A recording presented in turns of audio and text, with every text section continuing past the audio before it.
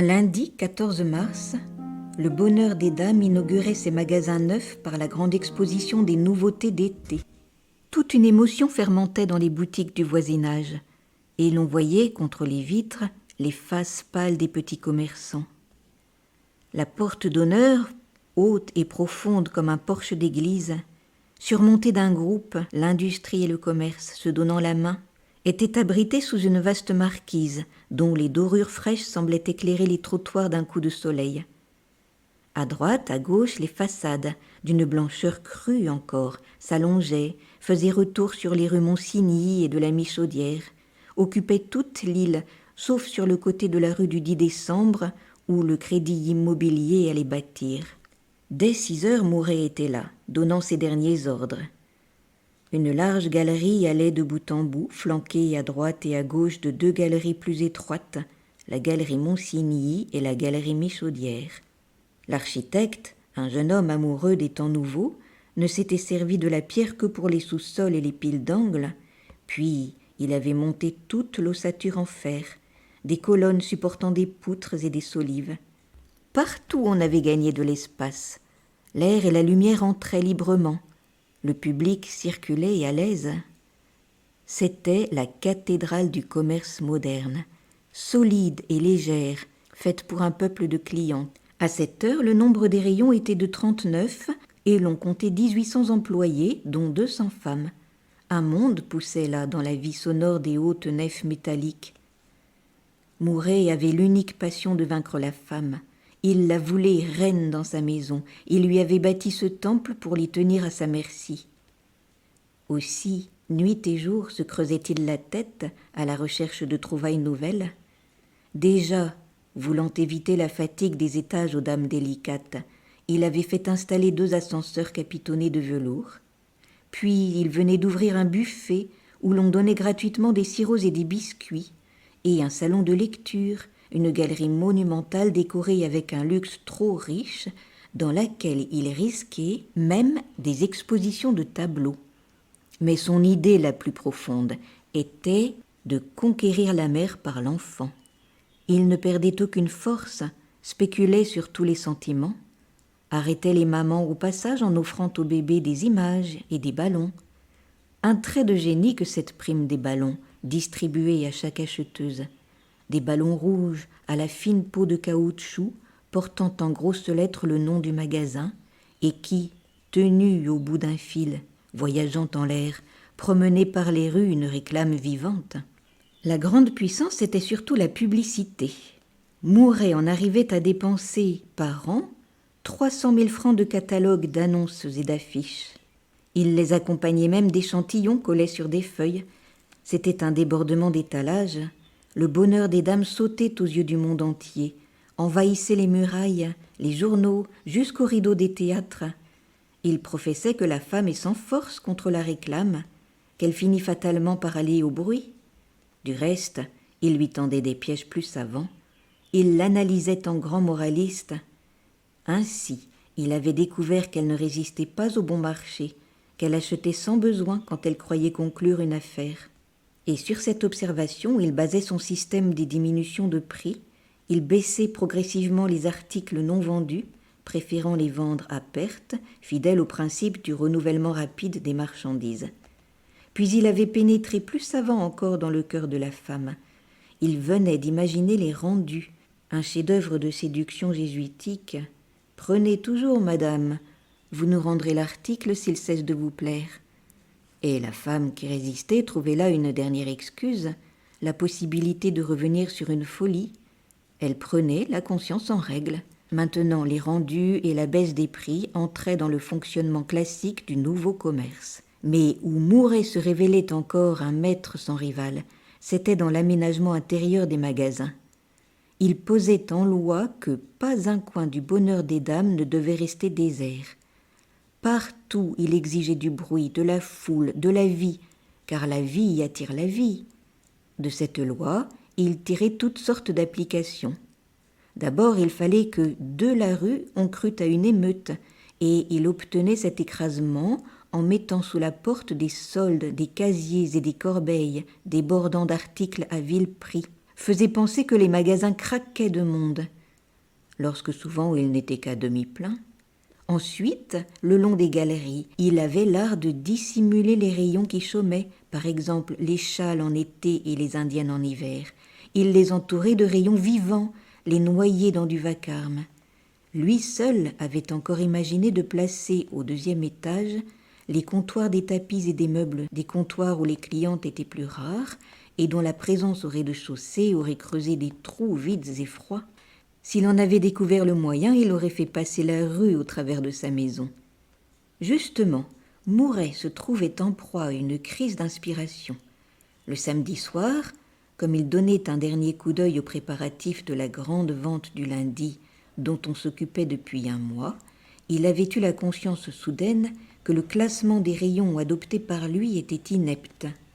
C'était pourtant un classement d'une logique absolue, les tissus d'un côté, les objets confectionnés de l'autre, un ordre intelligent qui devait permettre aux clientes de se diriger elles-mêmes. Il avait rêvé cet ordre autrefois dans le fouillis de l'étroite boutique de Madame Édouin, et voilà qu'il se sentait ébranlé, le jour où il le réalisait. Brusquement, il s'était écrié qu'il fallait lui casser tout ça. On avait 48 heures. Il s'agissait de déménager une partie des magasins. Le personnel, effaré, bousculé, avait dû passer les 2 nuits et la journée entière du dimanche au milieu d'un gâchis épouvantable. Même le lundi matin, 1 heure avant l'ouverture, des marchandises ne se trouvaient pas encore en place. Certainement le patron devenait fou. Personne ne comprenait. « Allons, dépêchons !» criait Mouret avec la tranquille assurance de son génie. « Voici encore des costumes qu'il me faut porter là-haut. Et le Japon, est-il installé sur le palier central ? Un dernier effort, mes enfants. Vous verrez la vente tout à l'heure. » Bourdoncle, lui aussi, était là depuis le petit jour. Pas plus que les autres, il ne comprenait, et ses regards suivaient le directeur d'un air d'inquiétude. Il n'osait lui poser des questions, sachant de quelle manière on était reçu dans ces moments de crise. Pourtant, il se décida et demanda doucement « Est-ce qu'il était bien nécessaire de tout bouleverser ainsi à la veille de notre exposition ?» D'abord, Mouret haussa les épaules sans répondre. Et puis, comme l'autre se permit d'insister, il éclata. « Pour que les clientes se tassent toutes dans le même coin, n'est-ce pas ? Une jolie idée de géomètre que j'avais eue là. Je m'en serais jamais consolé. Comprenez donc que je localisais la foule. Une femme entrait, allait droit où elle voulait aller, passer du jupon à la robe, de la robe au manteau, et puis se retirer sans même s'être un peu perdue. Pas une n'aurait seulement vu nos magasins. Mais, fit remarquer Bourdoncle, maintenant que vous avez tout brouillé et tout jeté aux 4 coins, les employés useront leurs jambes à conduire les acheteuses de rayon en rayon. Mouret eut un geste superbe. Ce que je m'en fiche, ils sont jeunes, ça les fera grandir. Et tant mieux s'ils se promènent, ils auront l'air plus nombreux. Ils augmenteront la foule. Il riait. Il daigna expliquer son idée en baissant la voix. Tenez, Bourdoncle, écoutez les résultats. Premièrement, ce va-et-vient continuel de clientes les disperse un peu partout, les multiplie, leur fait perdre la tête. Secondement, comme il faut qu'on les conduise d'un bout des magasins à l'autre. Ces voyages, en tous sens, triplent pour elles la grandeur de la maison. Troisièmement, elles sont forcées de traverser les rayons où elles n'auraient pas mis les pieds. Des tentations les y accrochent au passage, et elles succombent. Quatrièmement, Bourdoncle riait avec lui. Alors, Mouret, enchanté, s'arrêta pour crier au garçon. « Très bien, mes enfants. Maintenant, un coup de balai, et voilà qui est beau. » Mais, en se retournant, il aperçut Denise. Lui et Bourdoncle se trouvaient devant le rayon des confections qu'il venait justement de dédoubler, en faisant monter les robes et costumes au 2e étage. À l'autre bout des magasins, Denise, descendue la première, ouvrait de grands yeux, dépaysée par les aménagements nouveaux. « Quoi donc ?» murmura-t-elle. « On déménage ?» Cette surprise parut amuser Mouret, qui adorait ses coups de théâtre. Dès les premiers jours de février, Denise était rentrée au Bonheur, où elle avait eu l'heureux étonnement de retrouver le personnel poli, presque respectueux. Madame Aurélie, surtout, se montrait bienveillante. Marguerite et Clara semblaient résignées, jusqu'au père Jouve, qui pliait l'échine, l'air embarrassé, comme désireux d'effacer le vilain souvenir d'autrefois. Il suffisait que Mouret eût dit un mot, tout le monde chuchotait en la suivant des yeux. Et dans cette amabilité générale, elle n'était un peu blessée que par la tristesse singulière de Deloche et les sourires inexplicables de Pauline. Cependant, Mouret la regardait toujours de son air ravi. « Que cherchez-vous donc, mademoiselle » demandait-il enfin. Denise ne l'avait pas aperçue. Elle rougit légèrement. Depuis sa rentrée, elle recevait de lui des marques d'intérêt qui la touchaient beaucoup. Pauline, sans qu'elle sût pourquoi, lui avait conté en détail les amours du patron et de Clara, où il la voyait, ce qu'il la payait, et elle en reparlait souvent. Elle ajoutait même qu'il avait une autre maîtresse, cette Madame Desforges, bien connue de tout le magasin. De telles histoires remuaient Denise, et elle était reprise d'un malaise où sa reconnaissance luttait contre de la colère. « C'est tout ce remue-ménage » murmura-t-elle. Alors Mouret s'approcha pour lui dire à voix plus basse « Ce soir, après la vente, veuillez passer à mon cabinet. Je désire vous parler. » Troublée, elle inclina la tête sans prononcer un mot. D'ailleurs, elle entra au rayon où les autres vendeuses arrivaient. Mais Bourdoncle l'avait entendu Mouret, et il le regardait en souriant. Même il osa lui dire, quand ils furent seuls, « Encore celle-là, méfiez-vous, ça finira par être sérieux. » Vivement, Mouret se défendit, cachant son émotion sous un air d'insouciance supérieure. « Laissez donc, une plaisanterie. La femme qui me prendra n'est pas née, mon cher. » Et, comme les magasins ouvraient enfin, il se précipita pour donner un dernier coup d'œil aux divers comptoirs. Bourdoncle hochait la tête. Cette Denise, simple et douce, commençait à l'inquiéter. Une première fois, il l'avait vaincue par un renvoi brutal, mais elle reparaissait, et il la traitait en ennemie sérieuse. Muet, Mouret, qu'il rattrapa, criait en bas dans le hall Saint-Augustin en face de la porte d'entrée. « Est-ce qu'on se fiche de moi? J'avais dit de mettre les ombrelles bleues en bordure. Cassez-moi tout ça, et vite !» Il ne voulut rien entendre. Une équipe de garçons dut remanier l'exposition des ombrelles. Enfin, on ouvrit les portes, et le flot entra. Dès la première heure, avant que les magasins fussent pleins, il se produisit sous le vestibule un écrasement tel qu'il fallut avoir recours au sergent de ville pour rétablir la circulation sur le trottoir. Mouret avait calculé juste. Toutes les ménagères, une troupe serrée de petites bourgeoises et de femmes en bonnet, donnaient assaut aux occasions, aux soldes et aux coupons, étalés jusque dans la rue. Il y avait des poussées d'épaules, une bousculade fiévreuse autour des casiers et des corbeilles, où des articles au rabais, dentelles à 10 centimes, rubans à 5 sous, chaussettes et bas de coton, s'éboulaient, disparaissaient comme mangés par la foule vorace. Malgré le temps froid, les commis qui vendaient au plein air du pavé ne pouvaient suffire. Toute la matinée, cet écrasement augmenta. Vers 1 heure, des queues s'établissaient. La rue était barrée, ainsi qu'en temps d'émeute. Justement, comme Madame de Boves et sa fille Blanche se tenaient sur le trottoir d'en face, hésitantes, elles furent abordées par Madame Marty, également accompagnée de sa fille Valentine. « Hein? Quel monde !» dit la première. « On se tue là-dedans. Je ne devrais pas venir, j'étais au lit, et puis je me suis levée pour prendre l'air. »« C'est comme moi, déclara l'autre. J'ai promis à mon mari d'aller voir sa sœur à Montmartre. Alors, en passant, j'ai songé que j'avais besoin d'une pièce de lacet. Autant l'acheter ici qu'ailleurs, n'est-ce pas? Oh, je ne dépenserai pas un sou. Il ne me faut rien, du reste. » Cependant, leurs yeux ne quittaient pas la porte. Elles étaient prises et emportées dans le vent de la foule.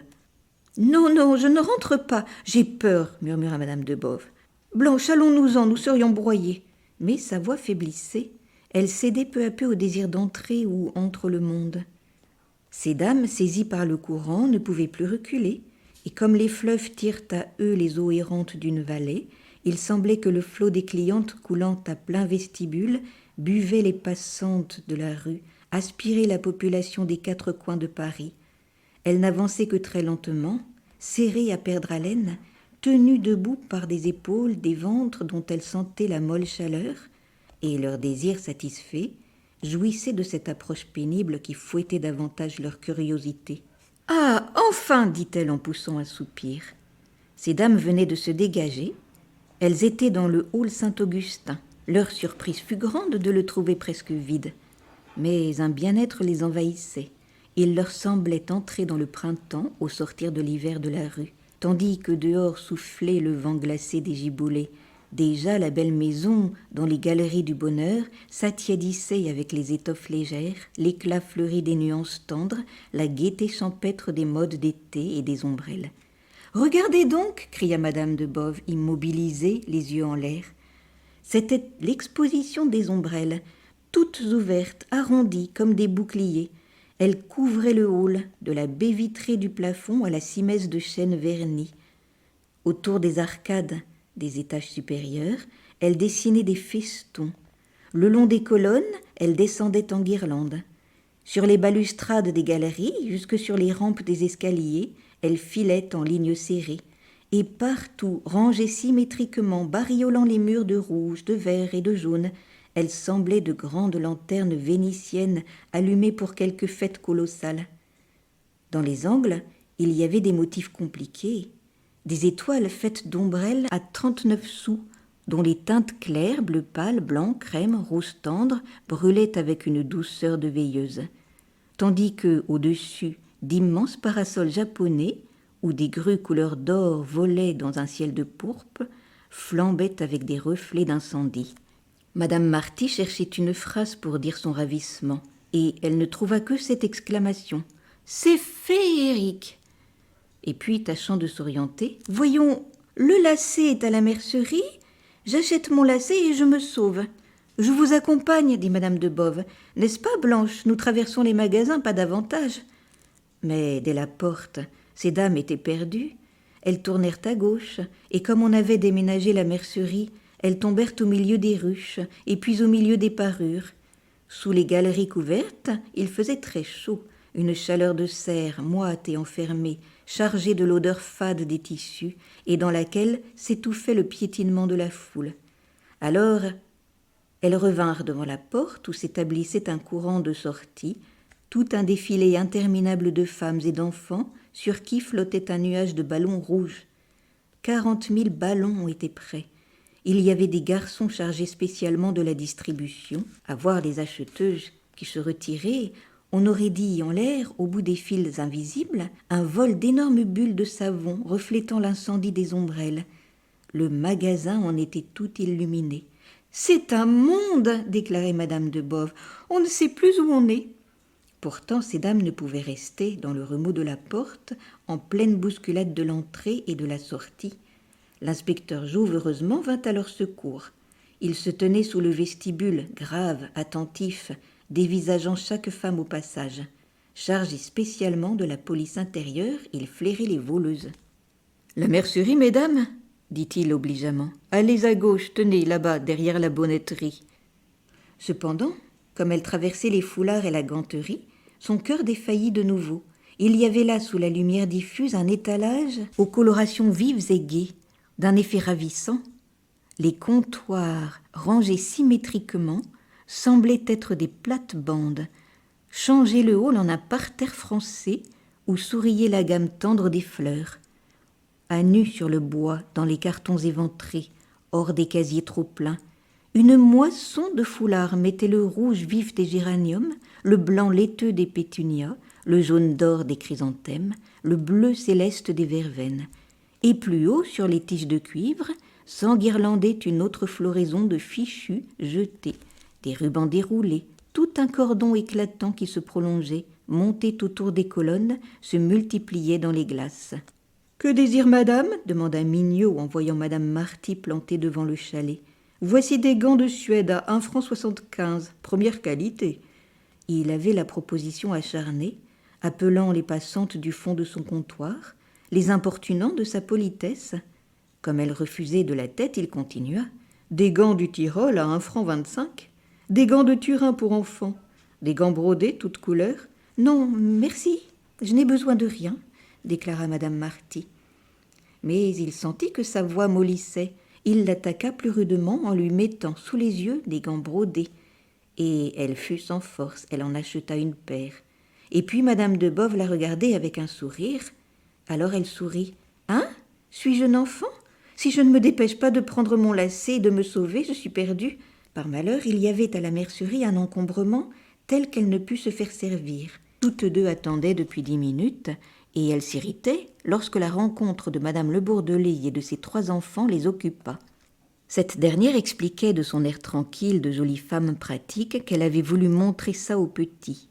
Madeleine avait 10 ans, Edmond 8, Lucien 4, et ils riaient d'aise. C'était une partie à bon compte, promise depuis longtemps. « Elles sont drôles, je vais acheter une ombrelle rouge, dit tout à coup madame Marty, qui piétinait, impatientée de rester là, à ne rien dire. Elle en choisit une de 14 francs 50. Madame Bourdelais, après avoir suivi l'achat d'un regard de blâme, lui dit amicalement « Vous avez bien tort de vous presser. Dans un mois, vous l'auriez eu pour 10 francs. Ce n'est pas moi qui les attraperont. » Et elle fit toute une théorie de bonne ménagère, puisque les magasins baissaient les prix. Il n'y avait qu'à attendre. Elle ne voulait pas être exploitée par eux. « Voyons, finit-elle par dire, j'ai promis à mon petit monde de lui montrer des images là-haut dans le salon. Venez donc avec moi, vous avez le temps ?» Alors le lacet fut oublié. Madame Marty céda tout de suite, tandis que Madame de Boves refusait, préférant faire d'abord le tour du rez-de-chaussée. Du reste, ces dames espéraient bien se retrouver en haut. Madame Bourdelais cherchait un escalier lorsqu'elle aperçut l'un des ascenseurs. Elle y poussa les enfants pour compléter la partie. Madame Marty et Valentine entrèrent aussi dans l'étroite cage où l'on fut très serré. Mais les glaces, les banquettes de velours, la porte de cuivre ouvragée les occupaient à ce point qu'elles arrivèrent au premier étage sans avoir senti le glissement doux de la machine. Un autre régal les attendait d'ailleurs, dès la galerie des dentelles. Comme on passait devant le buffet, madame Bourdelais ne manqua pas de gorger la petite famille de Sirop. C'était une salle carrée, avec un large comptoir de marbre, où debout des fontaines argentées laissaient couler un mince filet d'eau. Derrière, sur des tablettes, s'alignaient des bouteilles. 3 garçons continuellement essuyaient et emplissaient les verres. Pour contenir la clientèle altérée, on avait dû établir une queue, ainsi qu'aux portes des théâtres, à l'aide d'une barrière recouverte de velours. La foule s'y écrasait. Des personnes, perdant tout scrupule devant ces gourmandises gratuites, se rendaient malades. « Eh bien, où sont-elles donc ?» s'écria madame Bourdelais lorsqu'elle se dégagea de la cohue après avoir essuyé les enfants avec son mouchoir. Mais elle aperçut madame Marty et Valentine au fond d'une autre galerie, très loin. Toutes deux, noyées sous un déballage de jupons, achetaient encore. C'était fini, la mère et la fille disparurent dans la fièvre de dépenses qui les emportait. Quand elle arriva enfin au salon de lecture et de correspondance, madame Bourdelais installa Madeleine, Edmond et Lucien devant la grande table. Puis elle prit elle-même dans une bibliothèque des albums de photographie qu'elle leur apporta. Il y avait de hautes plantes vertes dans les vases de majolique. Tout un public silencieux entourait la table, encombré de revues et de journaux, garni de papeterie et d'encriers. Les dames ôtaient leurs gants, écrivaient des lettres sur le papier aux chiffres de la maison dont elles biffaient l'entête d'un trait de plume. Quelques hommes, renversés au fond de leurs fauteuils, lisaient des journaux. Mais beaucoup de personnes restaient là sans rien faire.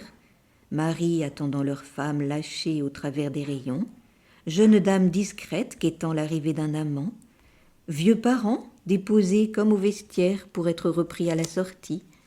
Et ce monde, assis mollement, se reposait, jetait des coups d'œil par des baies ouvertes sur les profondeurs des galeries et des halls dont la voix lointaine montait sur le petit bruit des plumes et le froissement des journaux. « Comment, vous voilà ?» dit madame Bourdelais, « mais je ne vous reconnaissais pas. » Près des enfants, une dame disparaissait entre les pages d'une revue. C'était madame Guibal. Elle semblait contrariée de la rencontre. Mais elle se remit tout de suite, raconta qu'elle était montée s'asseoir un peu pour échapper à l'écrasement de la foule. Et comme madame Bourdelais lui demandait si elle était venue faire des emplettes, elle répondait de son air de langueur, en éteignant de ses paupières l'âpreté égoïste de son regard. « Oh non, au contraire, je suis venue rendre. Oui, des portières dont je ne suis pas satisfaite. Seulement, il y a un tel monde que j'attends de pouvoir approcher du rayon. » Elle causa, dit que c'était bien commode, ce mécanisme des rendus. Auparavant, elle n'achetait jamais, tandis que maintenant, elle se laissait tenter parfois. À la vérité, elle rendait 4 objets sur 5. Elle commençait à être connue de tous les comptoirs pour les négoces étranges, flairée sous l'éternel mécontentement qui lui faisait rapporter les articles un à un après les avoir gardés plusieurs jours. Mais, en parlant, elle ne quittait pas des yeux les portes du salon, et elle parut soulagée quand madame Bourdelais retourna vers ses enfants afin de leur expliquer les photographies. Monsieur de Boves et Paul de Valagnosc entrèrent. Le comte, qui affectait de faire visiter au jeune homme les nouveaux magasins, échangea avec elle un regard vif, puis elle se replongea dans la lecture comme si elle ne l'avait pas aperçu. « Tiens, Paul !» dit une voix derrière ces messieurs. C'était Mouret, en train de donner son coup d'œil aux divers services. Les mains se tendirent et il demanda tout de suite. « Madame de Boves nous a-t-elle fait l'honneur de venir ?»« Mon Dieu, non, répondit le comte, et à son grand regret. Elle est souffrante. Oh, rien de dangereux. » Mais brusquement, il feignit de voir madame Guibal. Il s'échappa, s'approcha, tête nue, tandis que les deux autres se contentaient de la saluer de loin. Elle également jouait la surprise. Paul avait eu un sourire. Il comprenait enfin. Il raconta tout bas à Mouret comment le comte, rencontré par lui rue Richelieu, s'était efforcé de lui échapper, et il avait pris le parti de l'entraîner au bonheur sous le prétexte qu'il fallait absolument voir ça.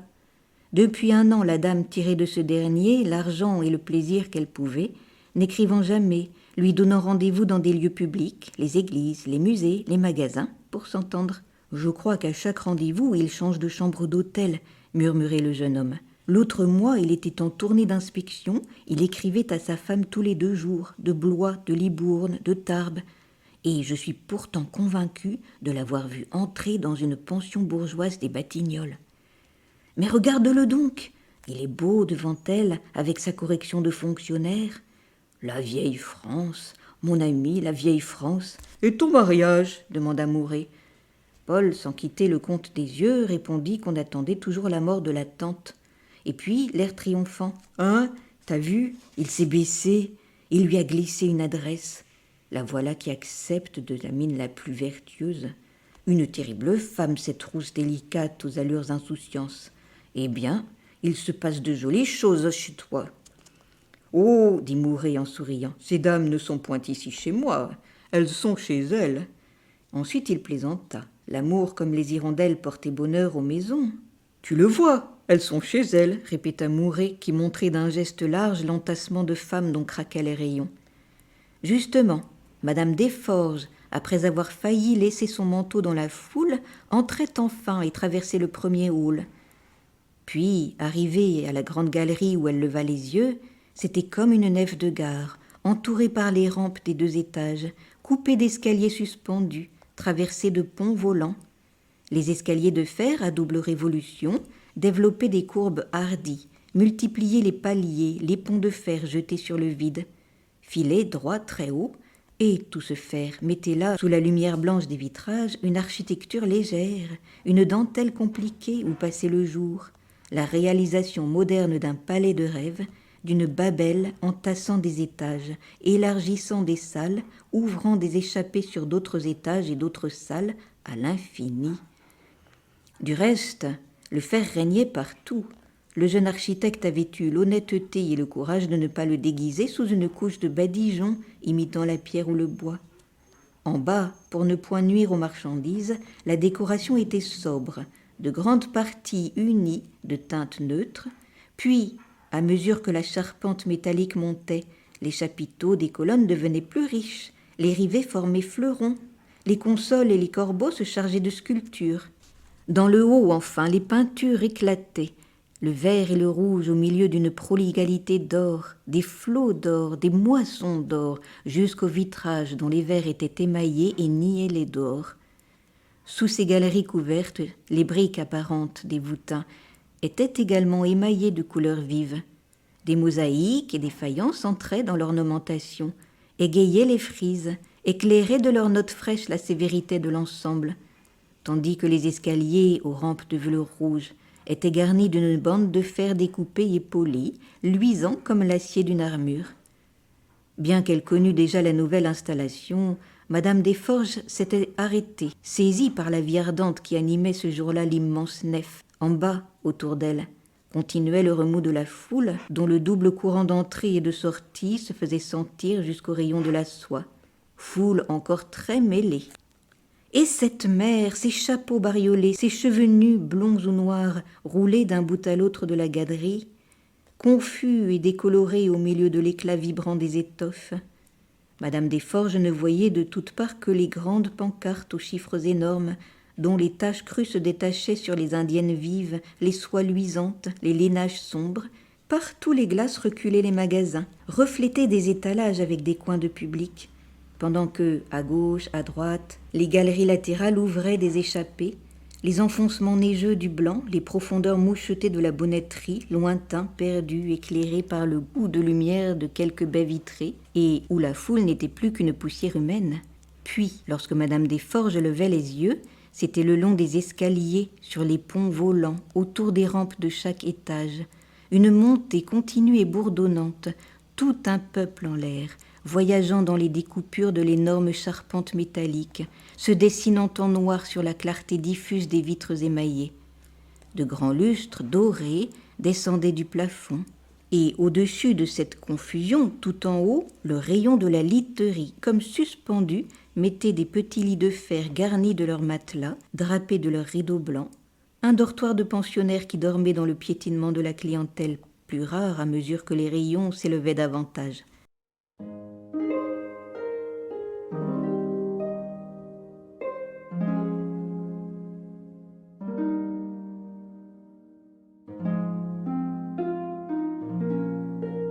La suite au prochain numéro. Si cet audio vous a plu, vous pouvez trouver d'autres histoires et poésies sur ma chaîne Entendre lire.